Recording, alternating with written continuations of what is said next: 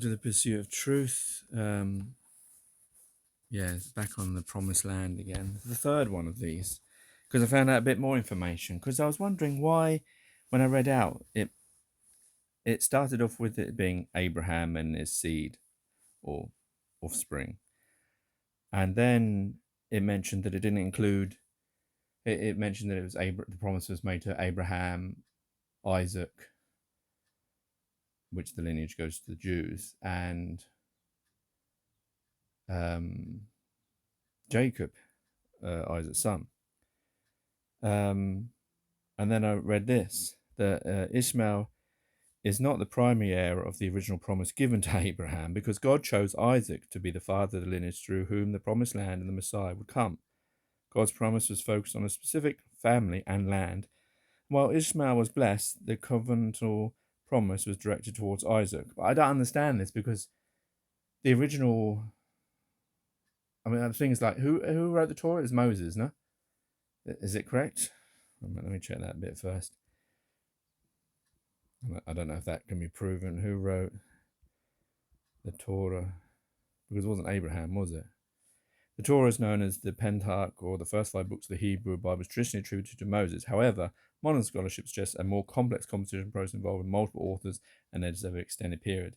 So, what was the gap between Abraham and Moses for him to remember verbatim the promise that was given? This is always what worries me when it comes to faith. Is some of these things seem very man-made in the sense of, men are very greedy and possessive and think about owning things and stuff. Whereas if you had a creator who can create any, can create animals, can create plants, matter, planets, universes, galaxies, everything, from alpha to omega, and know everything and all that kind of stuff.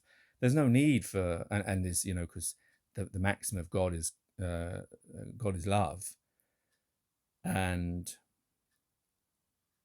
although I suppose in the Old Testament, God is very vengeful in the things that are written, but this seems very like a man's kind of words. So it doesn't make me worry about that. But I just wonder, what is the gap between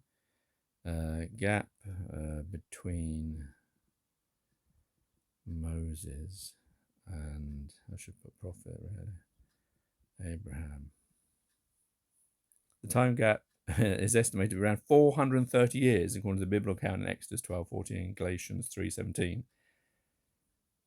So you're telling me 430 years passed, and then Moses wrote down something that happened 430 years ago.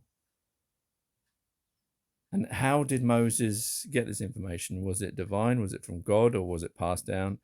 How did Moses get info to write the Torah? According to the Mishnah, one of the essential tenets of Judaism is that God transmitted the text of the Torah to Moses over the span of 40 years. The Israelites were in the desert, and Moses was like a scribe who was dictated to and wrote down all the events. So same as like Prophet Muhammad. In the Old Testament, they were given to God on the Mount Sinai. Okay, so I suppose that, otherwise you could say, like, how could he remember all those things? And of course that gets around the whole idea of, because obviously I could say, oh wow, he's a man, he listened to some whispers that came generation to generation. How do we know that what was told to him was essentially true? Thinking that people back then were somehow more honest than they are now. But of course this circumnavigates that by saying that no, actually it was God, because God was there and he's always there, and he told Moses exactly what happened. But then what I don't understand is, if God is teaching it, well, I suppose it's over 40 years, and I wonder why it's over 40 years. But because at first he starts, and this is why it seems a bit like a man writing it, because, like Proust, didn't he write something where he forgot he killed off a character because he wrote it over such a long time, he forgot he killed a character, and then continued writing about him even though he'd already killed him off. So because originally it says that the promise was it was to his offspring or seed, and by most people's reckoning, that means your children. And the children weren't born at that time. And the firstborn actually was Ishmael. So usually, like in old days, the firstborn is the main one, isn't it? That things go to first, the eldest. So, but then later down the line in the verses, it's clarified that it goes to not to Ishmael but to Isaac, because he's promised that I did read it somewhere. Why is Ishmael not given promised land? Because this ruins what I said in the last one when I thought they all could share it, because but still this still works out, because let me read this. Ishmael is not explicitly given the promised land. I don't know where the problem is, like this AI thing. Is it where does it say he's not explicitly given it? I mean, I read a verse in Genesis where it said to Abraham that the land of Canaan was given to prophet Abraham and his offspring or seed. I mean, that is Ishmael and Isaac. Anyway, because according to the Abrahamic covenant, the land was promised to Abraham's descendants, Isaac, not Ishmael. But what do you mean by descendant? So he's not a descendant? Is it because they don't consider the wife? Is that the reason why? Because, I mean, anyway, but still, it came from him. It's his child. So how is it not a descendant?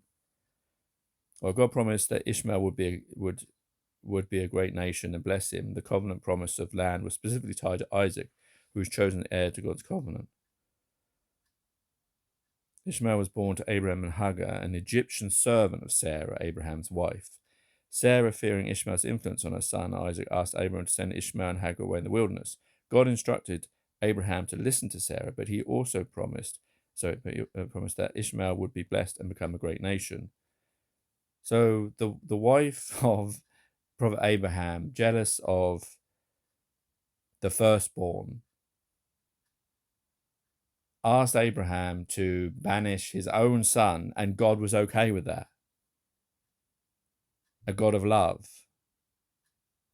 And assuming that Ishmael didn't do anything treacherous. That's very like I mean, that sounds like a normal episode of EastEnders, but God established a covenant with Abraham, promising him a son, through whom his descendants would inherit the land. Yeah, he had Ishmael and Isaac. Isaac as the heir. God made it clear that the covenant would be fulfilled through Isaac, not Ishmael. And isn't it interesting that Ishmael is considered the ancestor of the Arab people and revered in Islam as a prophet along with Abraham? In essence, the decision to make Isaac the heir of the land was a sovereign act of God, even though Ishmael was blessed and would become a great nation. So because the Abraham covenant identifies the family of the land whom the Messiah, the ultimate promised son, will be born.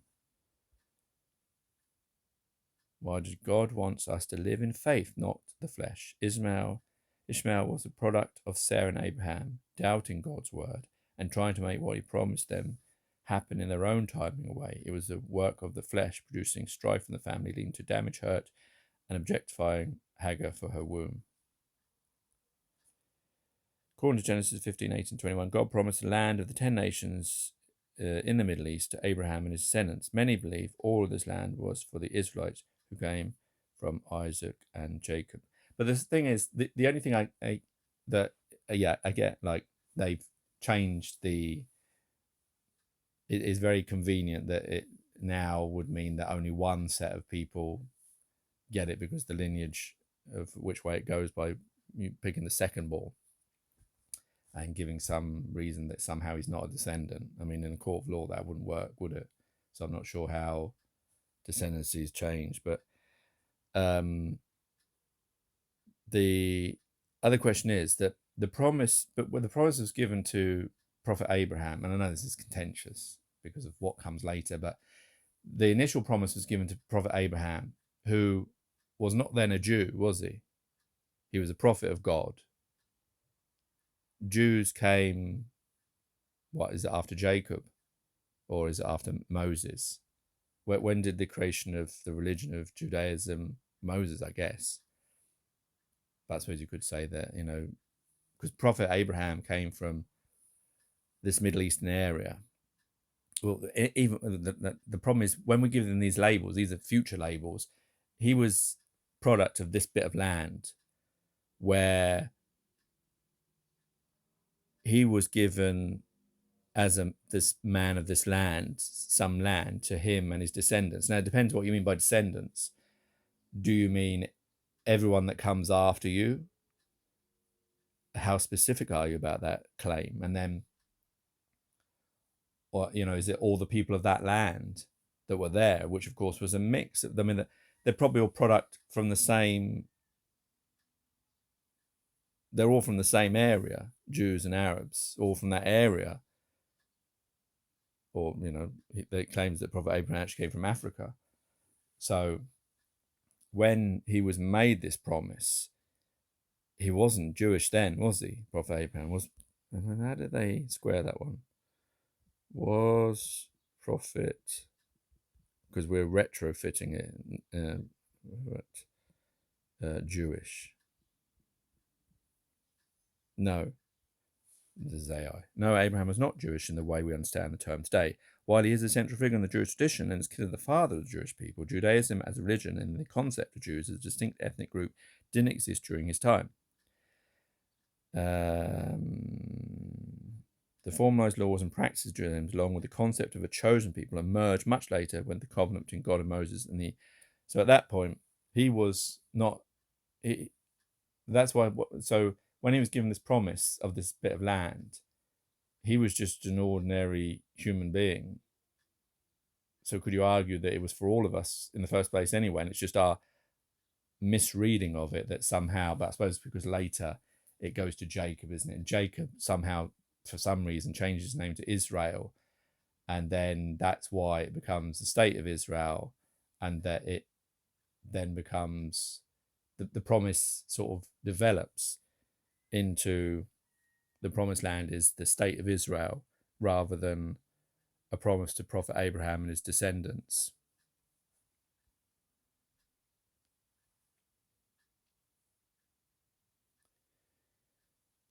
Biological progenitor of the Jews and the father of Judaism, the first Jew, according to this.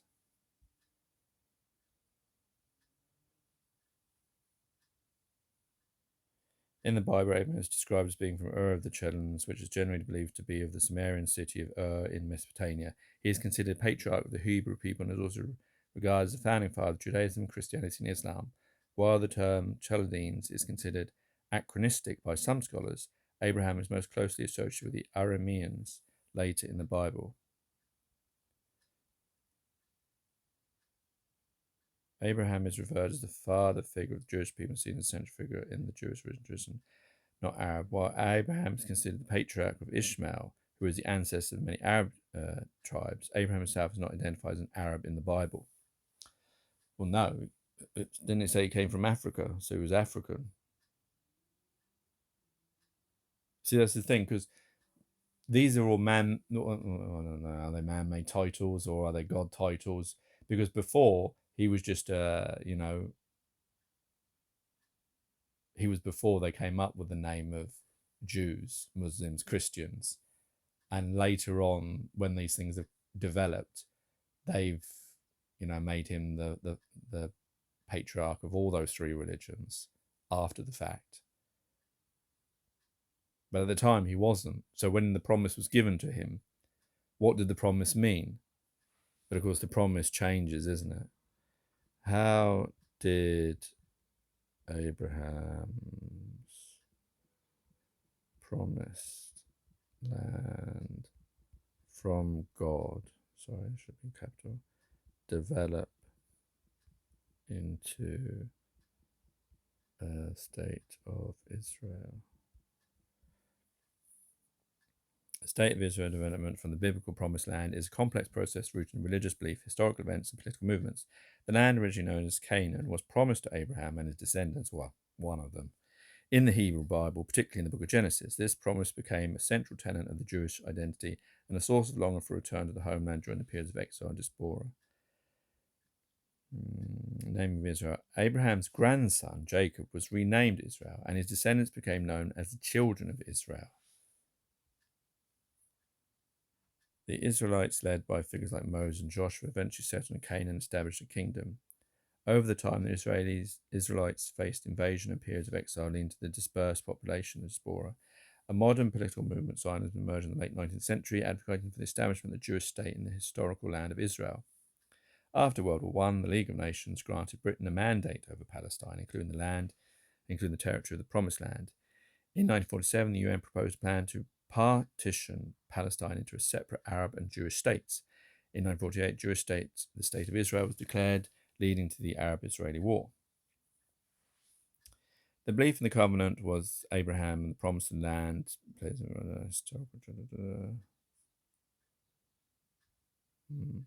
God later confirms the promise to Abraham's son Isaac, Genesis 26:3. So it all happens within Genesis.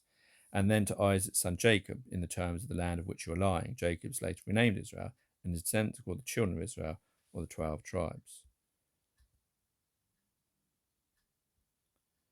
Because here, God is claimed to have spoken to Abraham in Genesis 12:1.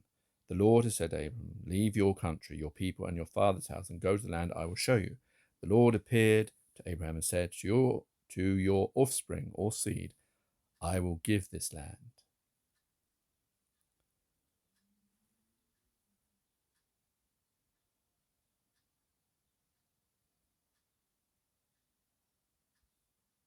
God later confirms the promise to Abraham's son Isaac, 26:3, and then to Isaac's son. So what does that actually say in here? There above it stood the Lord, and he said, I am the Lord, the God of your father Abraham, and the God of Isaac. I will give you and your descendants the land of which you are lying. So he gave it to Abraham, and then he gave it to Jacob. Stay in this land for a while, and I will be with you and will bless you. For to you and your descendants I will give all these lands, and will confirm the oath I swore to your father Abraham. I will give you all these lands. Because I wonder what it really means. Because you see, when you read that, when a man reads that, he reads that as possession. I wonder if that's really, whether there's a different kind of context you could read that in. That it could have been more an ethereal, like, I will give these lands, like, you will have this bountiful place to live in. I'm trying to think of a modern equivalence of that kind of saying, of that when you give something to someone, but it's not possessive. It's not like you're actually giving them something, like maybe I give you love. Can't hold on to it.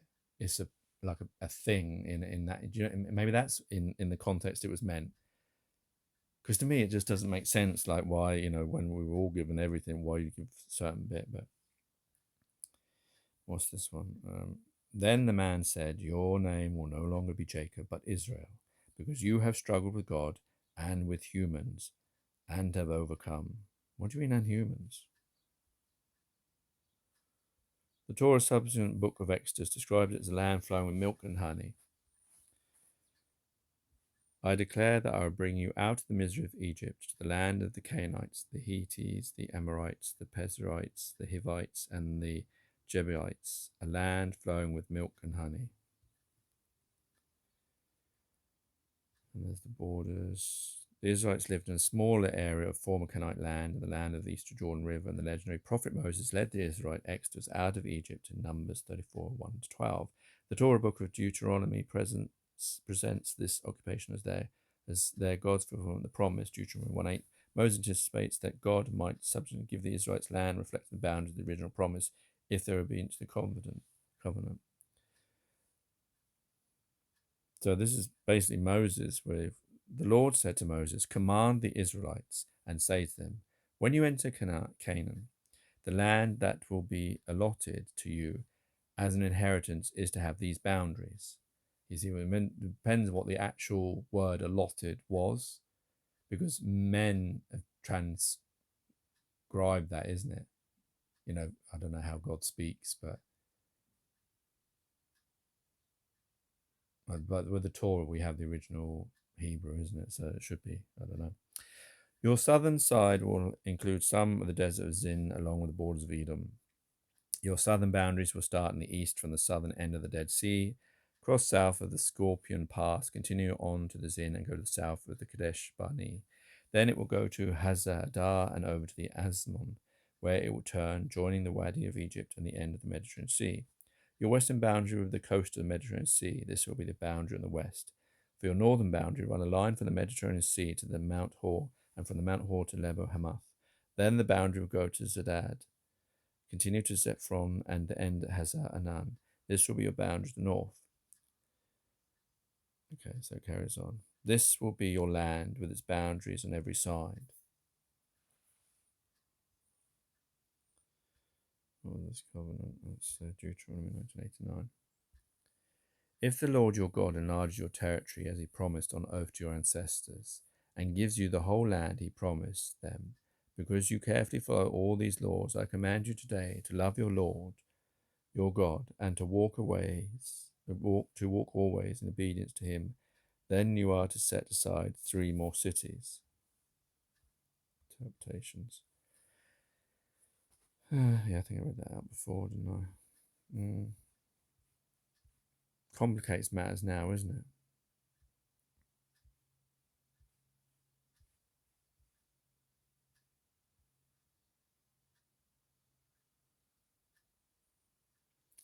Under the name Palestine, we comprehend the small country formerly inhabited by the Israelites, and which is today part of Akria and Damascus Pachelix. It stretched between some zealous writers to give the land of Hebrew some political importance have exaggerated the extent of Palestine, but we have authority for us that no one can reject. St. Jerome, who had long travelled in this country, said in a letter to Duranius at 129 that the northern boundary to that of the southern was a distance of 160 Roman miles, which is about 55 French lieues. He paid homage to the truth despite his fears, as he said to himself on unveiling the promised land to pagan mockery. I am embarrassed to say the breadth of the promised land, lest we seem to have given the heathen an opportunity of blaspheming. I'm not sure that was really about. I don't know. So now it seems like the land was given to, for some reason, Abraham's first son, even though he was an offspring of the seed, was not considered that, and the land was later reaffirmed to Isaac and Jacob, assuming that everything that was written down by Moses was from God, because that's the belief, isn't it? The belief is that he was given this, and assuming that over the years the Torah hasn't been changed from, I don't know, what year was it that Moses wrote it? What year did Moses write the Torah? I should have said finish. Traditional Jewish belief held that Moses wrote the Torah, the first 5 books of the Hebrew Bible, Genesis, Exodus, Leviticus, Numbers, and Deuteronomy, during the 15th century BCE.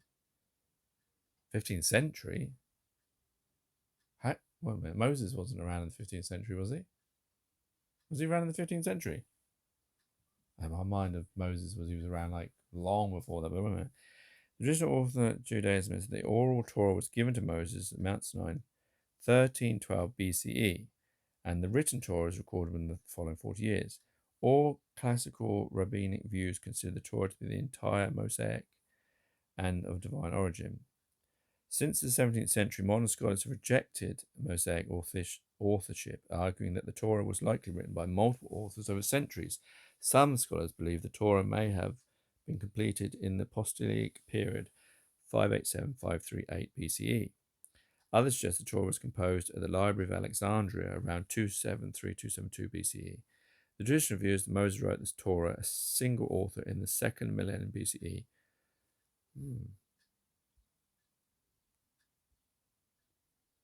The 15th and 13th century. Not that long ago then, is it? Was that 5,000 years? Well, it depends if it's 15. No. 4 and 3, 5, that's 6. 6,000 years ago. God, I thought it was a long time ago. And wait a minute, and Abraham was 400 years before that. So Abraham lived in the 14th century. That's a long time from Adam and Eve to Abraham.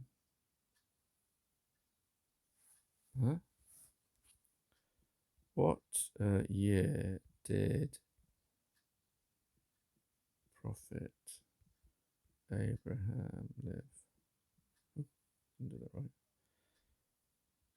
The 18th century. Oh, BCE, because I'm going, it's before, I'm thinking about AD, isn't it? How many does it get to before it gets to, or does it go downwards, isn't it? It's difficult to work that all out, the numbers, isn't it? I don't know. But there, so it seems all even more complicated than I thought it was. So I guess some people would argue that the promise was given to his descendants, but the thing is, the promise by the person who gave the promise seems to have been altered or specified more detail to one particular offspring, the second born.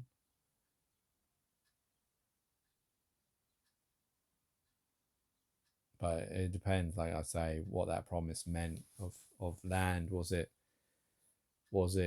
possession, or was it just like, this is your land that you can live in, and it was only for like a, while the religion was growing, and then just to keep out maybe outside sources from polluting it, and then there was a time where that would grow and wouldn't become like possessive. I don't know, but it seems like it is possessive, but I don't understand the idea, because I always think of possession as a man-made thing. And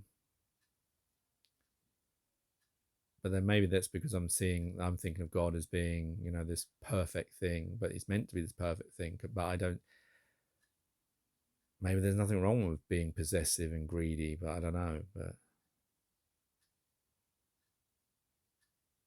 I don't know what your views are. Take care, take it easy, God bless and peace.